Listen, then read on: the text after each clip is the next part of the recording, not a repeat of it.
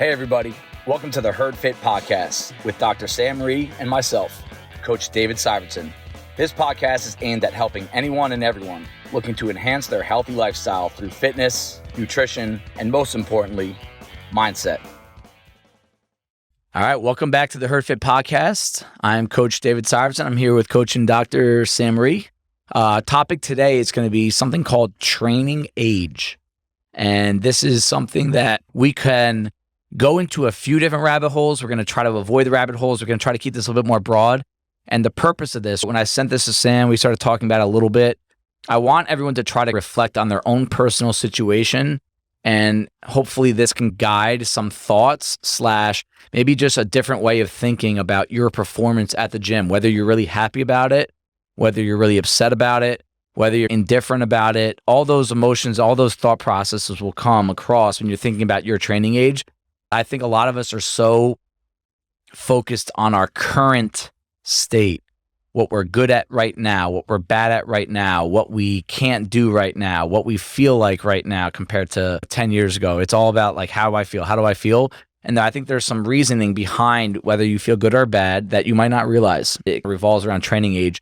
Training age to me is what your body has gone through prior to CrossFit, before you started CrossFit. Some people have a very extensive athletic career. And when I say career, it could be college, it could be high school, it could be even pre-high school, things that you did with your body leading up to your current state. And we have a lot of different ages at the gym. We have teenagers that come to the gym. We have 50, 60, we've had 70-year-olds at the gym. And it's really hard. We talked about this individualized part of CrossFit. How individualized is it that we're all coming together and doing the same workout program? And no, we don't all respond to it the same. No, we don't all see the same gains. We don't all see the same losses. And a lot of that has to do with what your body has done over the course of its life. Sam has a little bit more refined definition from James Fitzgerald. What do you got? Yeah, so I'll talk about what OPEC's founder, James Fitzgerald, said. I also wanted to mention that there are a couple different just general age definitions. Right. Okay. One is chronological age, right? So that's just how old you are, right, based on your date of birth. Right. I'm 25, Sam's 30, so. Thanks, man. 30 mentally, maybe. And then the biologic age is your state physiologically. So for example, if you have two 13-year-old athletes, one may have a different biologic age because he or she has progressed farther in their adolescent development. Mm-hmm. So their biologic age might be different. And then also, depending on what you've gone through. So if you're a 35-year-old, but you've had 15 medical problems in your life, right, you might have the body biologically of a 65-year-old. Maybe if you were smoking a pack a day, whatever it is. Mm-hmm. So as Dave said, training age is really the amount of time you've spent training for a particular sport or skill. Mm-hmm. And you could go down that rabbit hole of like, how many different sports do you have a strength training age of 5 years because you've been doing strength training, but maybe not a whole lot of plyometric training. Yep. What James Fitzgerald says is that, and this blew my mind when I read it, I'll tell you that, mm-hmm, when I started looking at this stuff, it's very technical. He says training age is all of the contractions a client has accumulated over time relative to their maximal physical potential. So all of the contractions that you've had in relation to what your maximal physical potential is. Mm.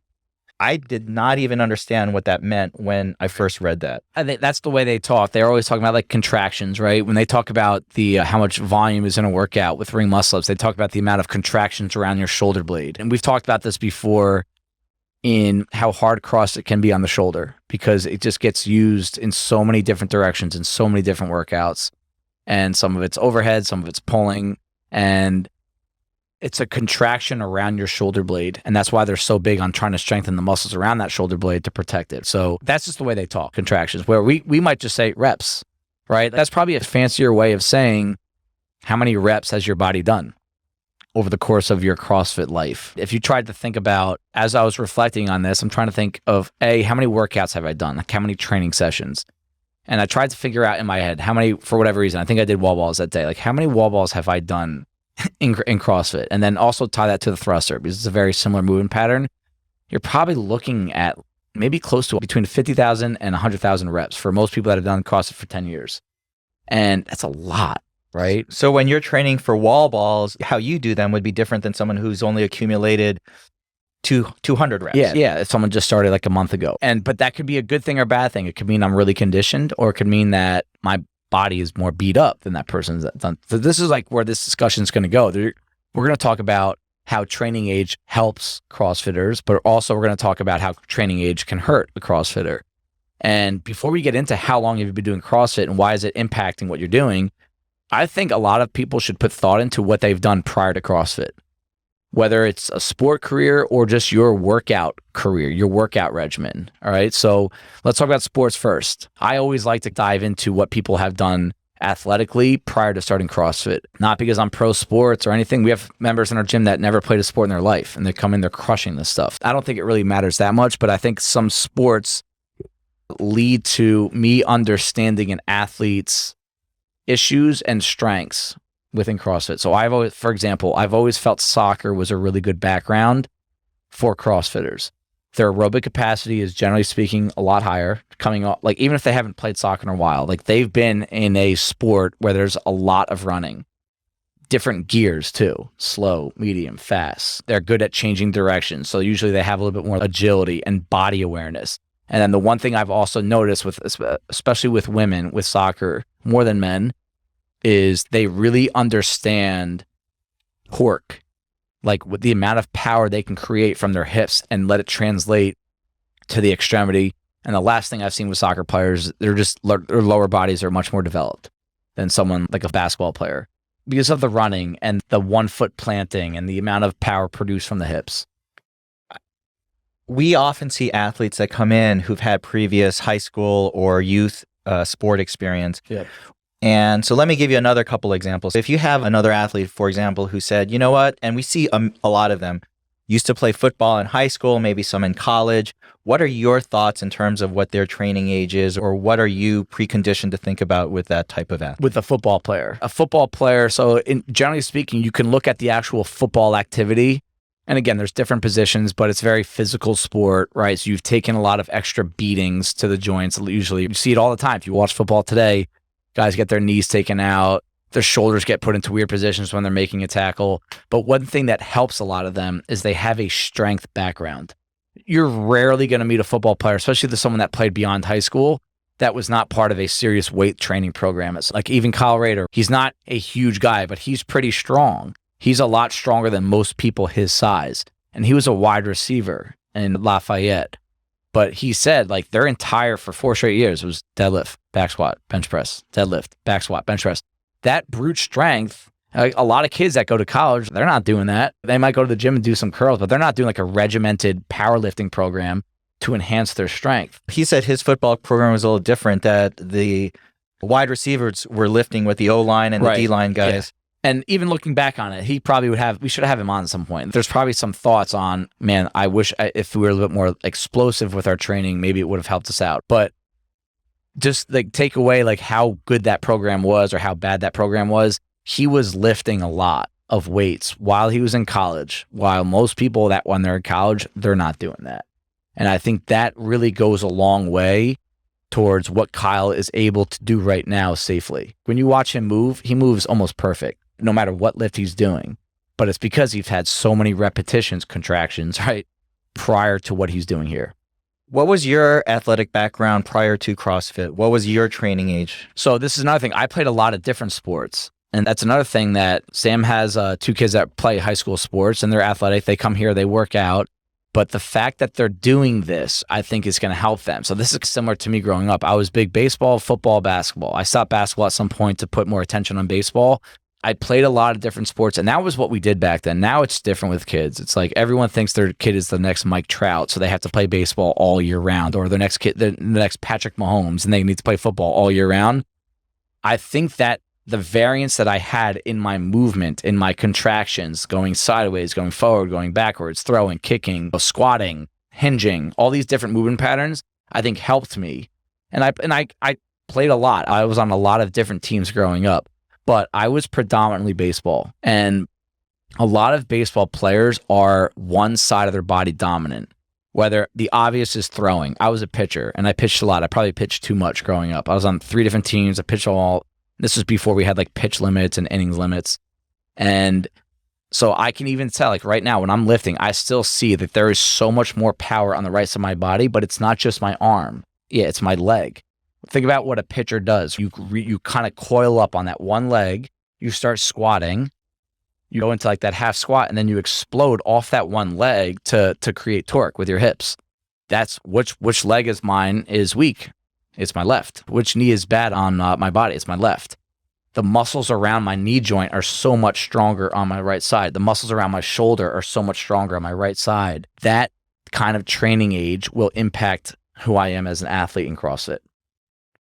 What about athletes that maybe weren't playing in school or youth, but we have a lot of athletes, they engage in common fitness activities before they get here, like spin or yoga or boot camp. Or even bodybuilding. James Fitzgerald, to quote him, he thinks that the optimal way to build a competitive CrossFit athlete is starting in their teens. They do nothing but long endurance and bodybuilding. I don't want to quote him. I don't want him to call me one day, yo, you misquoted me. But it was like years, like your entire teenage life is just bodybuilding and endurance. Really? No thrusters, no kipping, no muscle ups, just get strong. So there's equal benefit to both. And we've had both. We have guys here that basically just bro lifted for years. There are guys here, predominantly guys that they did what a traditional guy does at the gym for a long time. They go to New York Sports Club, they put headphones on, they do a set every 2 minutes, they look at themselves in the mirror, but they're building muscle. We joke all the time, Deltor and I, there's a lot of value in standing at the gym and doing curls and tricep extensions and lat pull downs because it builds the muscles around your joint. So there are athletes that do that kind of training age, I think helps people and their longevity within CrossFit because they're so strong that it can translate into a lot of the movements that we do here. The other side of it is people that did a lot of boot camp and spin. They might not be strong, but their aerobic base comes in much better. You need to know what you've done, what your training age consists of. Was it more boot camp, HIIT, spin, running? I think there's a lot of runners in our gym that respond to our aerobic work very well because they've been running for 20 years. Laura Thierry, Kathleen, they come in with that background and they can handle, you can even watch them work out. That training age that they have, they are aerobic athletes. I tell Thierry this all the time. I don't think I ever see Thierry doubled over on the ground after a workout. Does that mean she's not trying hard? Nope. It just means that her aerobic system is so solid that it's going to impact who she is as an athlete here. Now, if she had never run before, but she was a big lifter, she'd be a lot stronger right now. She'd be doing higher cleans, better pull-ups, all that stuff. But I bet her aerobic system wouldn't be better. That background really impacts who Laura Thierry is as an athlete right now. And again, there's no right or wrong there. If I had to pick one, I would pick Laura Thierry's side. I'd rather be aerobically driven than strength driven. I might have heard Glassman say this, that having a gymnastics base to your training age can be very important in terms of how well you can CrossFit. Yep. You look at a Patrick Vellner, I would think of some of the best athletes that we have at the gym, and they have a gymnastics background. Yeah, even if it was just a few years as a kid. Just a few years. Yeah. I think if you are a long-term gymnast, the problem is, and we can get into training age, if you have a lot of experience as a gymnast, you have a lot of injuries. Just like in football, right? You get into progressively more and more dangerous moves as a gymnast. Yeah. And that gets you into a whole host of problems. Mm-hmm. But I feel like anyone who's had some of their training age comprised of gymnastics seem to have a better kinesthetic sense, a better body awareness sense. I agree. And all the rig stuff, they do things that I couldn't even imagine doing. Yeah. No, that's a good point. Like Ash and I have talks every now and then. What do we want Brock to get involved with? And when he gets older, he's still young for all this stuff. But next year. Yeah. I do want him to have a gymnastics something, whether it's like a little kid class and he hates it, then we stop. Or if he wants to get into the sport a little bit, because I think it's just a great, like we've talked about this when we talk about programming, like body awareness and the ability to move your body is such a crucial part of CrossFit. And it can translate to lifting, where I wouldn't say that about the other way around. Even if you're a really good Oli lifter or a power lifter, that does not really carry over to bodyweight movement, in my opinion. So I think that's a good way of putting it. People with a big yoga background, this can go in two different directions as well. I've seen that for whatever reason, I've had a lot of people come to the Bison over the years and they want to try it. Some didn't stick it out with pretty, I would say, accomplished or extensive yoga background. And obviously they come in with a lot of like mobility, flexibility. But a negative on this is that they don't have stability, right? Like those three words, like you want to have all three. You want to be flexible, mobile, and stable. Flexibility and mobility without stability, aka like the ability to stop the joint from moving and lock it into place and be strong in that position, is actually probably more dangerous than someone that's not mobile. I'm trying to think about, we had a teenage girl, I don't want to say her name, back at the early days of Bison, and she was unbelievably flexible. Like, just, man, I wish I could squat like that. But she kept getting hurt every time we went above her head. She couldn't stop the joint from locking in. Another thing about someone like Aaron. Aaron's got a terrible level of flexibility, mobility, but he's pretty stable in his positions. And he's, knock on wood, has been very safe. We're coming up on 8 years, sorry. And if you walked in off the street and kind of looked at them, you're like, all right, that guy can't do anything. She can bend herself in every direction. Like, she could probably do more, but she was actually at risk more because she was almost too flexible. So I think sometimes if you come in with a yoga background or a stretching background, you have to be extra cognizant of what levels of stability you have in your joints, because that kind of training age of bending and twisting and turning your body in all different directions, if you're not able to fully control when you're doing a snatch, a muscle up, a toes to bar, even a burpee, you're actually putting yourself at more risk. Yes, I think you're right to a degree. I think one of the biggest issues CrossFitters have over time with training is they really do have to work on her mobility. Oh, for sure. I'm not saying don't work on it. Right. Yeah. Because when you're overly stiff, that will cause you problems. I think someone like Aaron is safe because he knows his limitations. Yeah. He's never going to try to squat beyond what he can squat. Right. He's never going to try to put his body into positions that he can't hold. Yep. And they may be very limited, but he knows what his limitations are. Yep. If you are a CrossFitter and you are trying to get to a certain level of achievement, you're going to need mobility. And if you don't have it and you're forcing your body into ways that it's not really used to going, Yep. you're gonna have issues. You'll have an injury, yeah. So it's a little bit of a balance, I would say. Yep. I mean, a lot of this talk right now, as we're going, it's like, all right, we don't want to make a strong statement of don't do yoga before CrossFit or don't play soccer before CrossFit. It's to try to find this medium line. If you do have a certain background, right? Yeah, let's go back to the sports.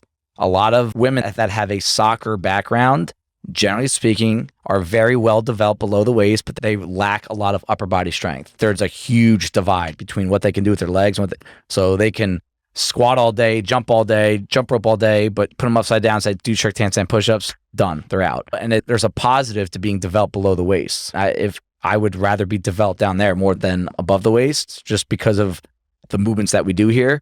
But try to have that awareness of what your background is and what you might need work on. If your background is in this sport or this training regimen, for all you boot campers that came in here and want more high intensity work and more long workouts, I think you need to go on the other side of it and look at it as, I need to improve my power production, my strength, because now you can really be like a fully fit person. So how about the ones who have no sport experience whatsoever, like me, virginal, my body has probably never experienced any stress before I started. Yeah. So the next topic I was going to have, the difference between someone that has an extensive background, whether it's sports, training, both, or someone that doesn't have any. I have someone that just joined the gym. He's a morning guy, and I could relate this to Sam as well, because Sam was similar in zero fitness background whatsoever. He's 35. He just started 2 weeks ago and has like literally never been to a gym before. And I give him so much credit that he's here. I was talking about that with one of the coaches last week. I was like, really? And I was like, yeah. After I started talking about that, is really cool. So Rhee, if you ever listen to this, that's a shout out to you. And he bought nanos. He's all in now. He moves well for someone who's never moved. Tell you what, he's got no restrictions. Yeah. Yeah. And he's actually, I think he has some natural athlete in him that he doesn't even know about. But I'll relate this to you and him in that I actually think it was easier for you to progress in that you didn't have to deal with former injuries that you would have had if you played soccer and football for 15 years. Look about Mike McKinney, who does not have a lot of CrossFit experience. Awesome athlete, can do crazy things with his body, but the years of football took a toll on his body. I see this with some guys that played baseball, that years of pitching took a toll on their body. You don't have to deal with that. So that doesn't mean you're in the clear, all right? Because someone that never played sports or never one that worked out, there's not a lot of body awareness. Like there isn't coordination. And sometimes I'll forget that sometimes. I'm like, all right, so just get under the barbell. And they're like, what are you talking about? Get under the barbell. What does that even mean? There's not that sense of snap, that quick twitch fiber that's been trained over and over for years. So I want to talk about the difference between someone like that. You tell me, Sam, you've coached, you've done CrossFit for a long time. You've been one of the more dedicated people to your health, fitness in general over the past 8 years. You coming from a background without sports or even training, really, you used to go for a run every now and then, right? Yep. Okay, so real impressive. And tell me, what was your experience like? And because you have a good broad view of this. Yeah, I was on the other side of it. I had no real athletic experience, and except for running a little bit. When I first came, I think the biggest challenge is learning how to move. Right. Body awareness and coachability. So like you said, if you've been in any kind of athletic background, you've gotten coached. Yep. You've had people look at you, tell you what to do, correcting your movement. Yeah, that's a good point. I didn't think about that. And so when you think about what people's experiences are from a sports specific background, they're typically pretty coachable. Yeah. And they've been coached. Because they've been coached, and they know how to incorporate feedback. When you and Chris first looked at me and I was starting to learn how to do cleans, you looked at me like I was an alien. I had no idea how to get through to me. Yeah. And I think as a coach, you have to realize if someone doesn't have that kind of training experience, you have to find different ways of getting through to them. Very good point. And I think CrossFit is so good about finding, if you take the L1, if you take any advanced coaching class, okay, some people need this kind of cue. Some people need a verbal cue. Some people need this type of, and everyone's always trying to, and I know Liz is always trying to find that example or a cue that sort of triggers it for somebody. And I think when you don't have that experience, it just takes longer. Yeah. It takes such a long time. So you think it's like a longer ride for someone that doesn't have any sort of sport background or training background? Absolutely. And I had to watch a lot of videos. I had to video myself. I had to listen to my coaches constantly. Yeah. And I've gotten to a point where a lot of the movements are more natural. But anytime I have to pick up a new skill, it's a challenge. Okay. I don't like right now. Like, what's a skill that it's hard for you right now?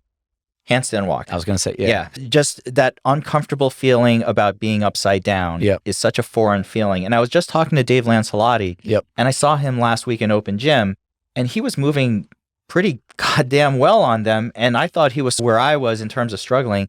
And he had a cue, which I have to try at this point, is when you do wall taps and you're tapping your shoulders, you're not necessarily making forward progress. He was wall tapping without the wall, and that's how he started walking. Interesting. Okay. And I said, wow, I never thought of it that way. Because most people tell you to fall forward and then catch up. Yeah. And he's like, I don't like that feeling. Yeah. And I was like, yeah, I don't like that feeling either. so that's why I don't do it. Yeah. And if you don't have that training background or your training age is 0, you have to keep finding cues that might help you. Keep your eyes open. Same thing with the bar muscle ups, ring muscle ups. I kept having to try to find different cues. And I tried everything. I tried anything anyone ever told me. I was trying to incorporate it, and sometimes it stuck and sometimes it didn't. Eventually you'll get there. It's like learning a different language. When you have never learned languages before, there's more of a challenge to it. But I do believe in CrossFit and in life, you have to acquire new skills. In some ways, I do feel blessed that I don't have a crappy back like some people who've had athletic experiences, or like John Hartman, who had to go through surgery because have you ever seen his x-rays? I think he's shown me. I probably don't look at them the same way you do, but I know that they're not normal. I was like, whoa. And it was just from his football background and his training background. I do have that advantage in that regard. But so it's again, it's like a catch-22, right? There's no like right or wrong. Like your lack of training experience prior to CrossFit probably made things longer for you to obtain physically. But I think mentally, you were a little bit more coachable, even though maybe Chris and I didn't always have the best cues for you because we weren't dealing with someone like that before, or we were just two former meatheads. Yo, just pull it up. Like, but that That's where that's why we have a staff, like a very like high variety staff. I think that's always important for a lot of gyms, but but the advantage is you weren't beat up.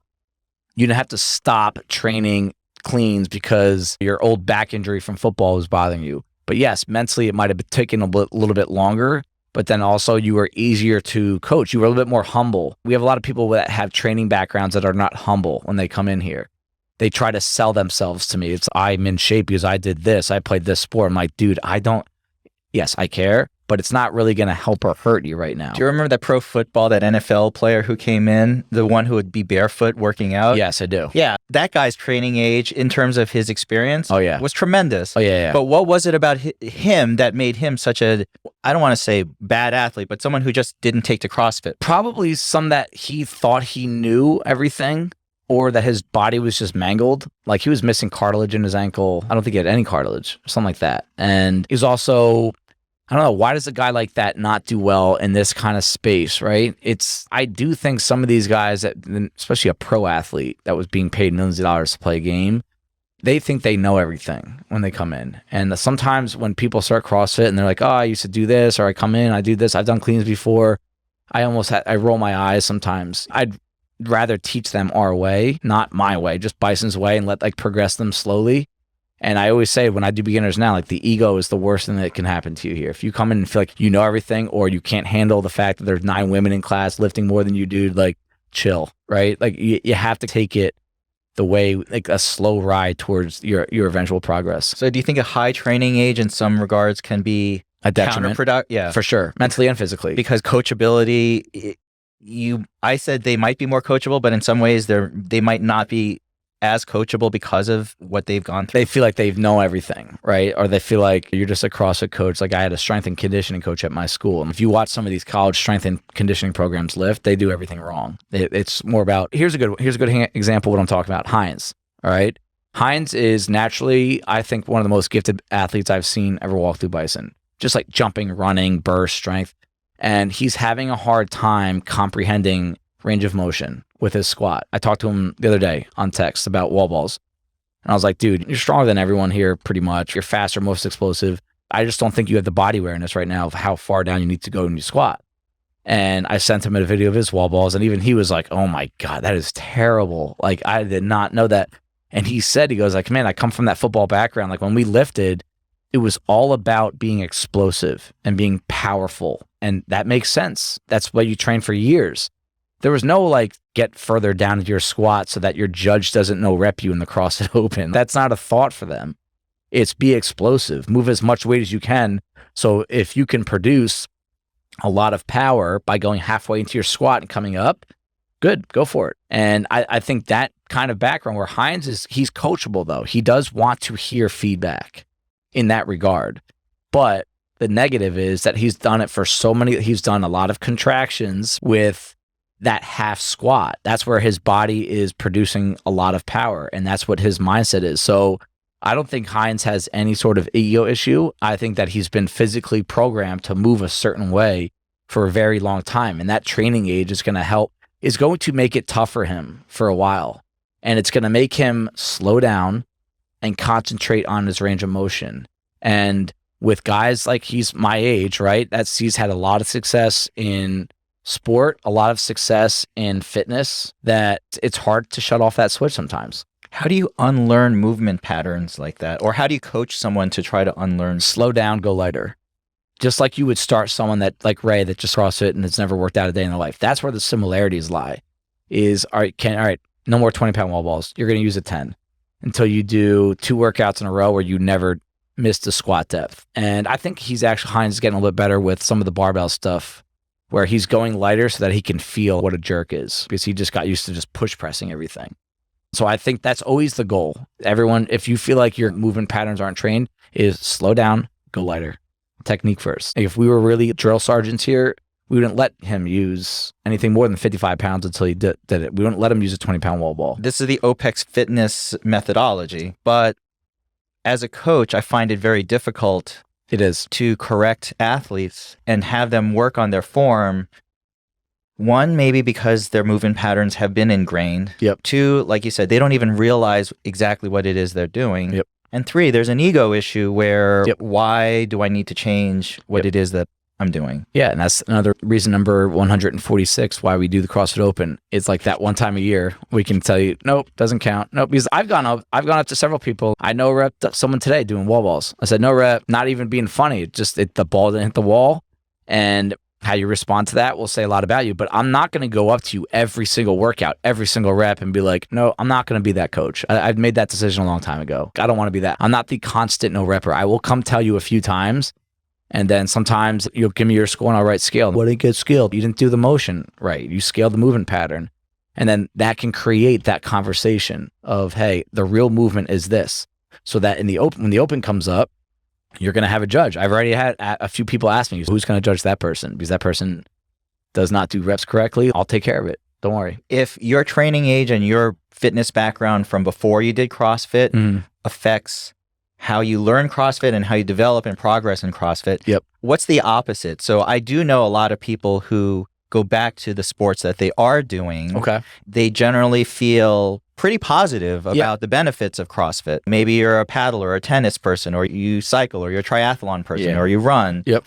Where does that come into play? How much does a CrossFit training age impact your performance elsewhere? Yes. I mean, I think because CrossFit is so new to that person, right? Let's think about Sasha with soccer. Let's talk about Reno as an Ironman. They had that training age in that sport or that activity prior to CrossFit because they came in and did new stuff to their body, new contractions to their body that have never been done before. It improved their fitness generally so much that every other fitness, soccer, Ironman, improved. I remember Reno telling me, my biking got so much better after I did CrossFit for a year because he just got stronger, obviously. I think that anyone that has some people use CrossFit as an accessory to their training for something else, whether it's a sport, whether it's a Spartan race, something like that. When you try out a new training program that has so much variety the way that CrossFit does, it's going to make your physical capabilities everywhere else more productive. I would agree with that. I think it's also sport specific. So for example, with Sasha, she happens to love CrossFit. Yeah. And she pops in and out of WOD. She mixes it in her off season. Yep. Nick is a basketball player, and I'm not sure exactly how to integrate CrossFit exactly in. Basketball's tricky. So if you were really trying to get Nick better at basketball, is doing CrossFit going to make it? I do think he's still in like that young stage. I do think it could help him, but he should probably stick to more strength and stability based workouts. He should come in and do cleans and back squats and shoulder press, because in basketball, it is a more physical sport than people think. Like you think all adolescents should do that, though, don't you? Yeah, you feel like all kids should have some sort of strength-based training. Yes, I do. At a certain point. When that starts, that's pretty debatable right now. Like I always I don't like talking about other people's kids. What will Brock do? I'll probably start having him play with like weight training when he's like 12 years old on a very light scale. I'll be there. I'll watch him like a hawk, just so that when he can actually starts hitting that puberty stage and really starts developing, he has at least the mental capacity and awareness of what a squat is. We're dealing with some teenagers right now that come to Bison and have never done a thing in their life, and they're trying to do cleans. Like there's no body awareness. So from that regard, no, I don't think they should be doing it. And I've told their parents that. And they need more like personal training types. Nick, we worked with Nick. I've seen Nick work out a few times. If he got stronger, I think it would make him a more stable basketball player. There's a lot of physical contact in basketball. And you see in basketball all the time, these guys can't handle contact. They get touched. That's correct. And that's a big part of what he would need. Does he need to come in on burpee, kettlebell swing, run day and like do hard WODs? No, that guy has a motor that could crush me any given day. Like, I think when it's really for a specific athlete, you need to really put thought into, all right, what do you need to make you better at your sport or your activity, whatever you're doing, and then bias your training towards those days. Do you think CrossFit can help address deficiencies in your training age? For example, I've seen Dave Bocek when he first started, he had back issues. And he's much stronger. Yep. His back has, I wouldn't say it has rehabbed him, but it feels like his capability in terms of where he was from his previous training to where he is now is leaps and bounds. I do. And I'll tell you why, because I think he's doing things different. He's doing different things exercise wise than he did prior to CrossFit. and he's doing a lot of gymnastics training. Like, it's funny. Look at a guy like Dave Bocek. Like, that guy does gymnastics training. Oh my God, like, he's huge. He's a monster right now on gymnastics, like muscle ups, toes to bar, pull ups. How much does he weigh? I don't even know. I would say 225, maybe 230. And he's doing 5-6 button bar muscle ups in a row. If anyone wants to know what that feels like, if you're 180 pounds, go put a 40-pound vest on and see how well you do with pull-ups and muscle-ups, all that good stuff. Him and DiCarlo just blow me away every time they do gymnastics. They're impressive athletes. And even Squire's up there in weight too. There's a lot of weight that you're moving, and they move it very well. And I think when you do gymnastics training and those guys do things correctly, movement-wise, your midline gets a lot of strength. A lot of gymnastics training is midline based, where you're like true, like your core. And the stronger your core is, the less pressure your back will take on.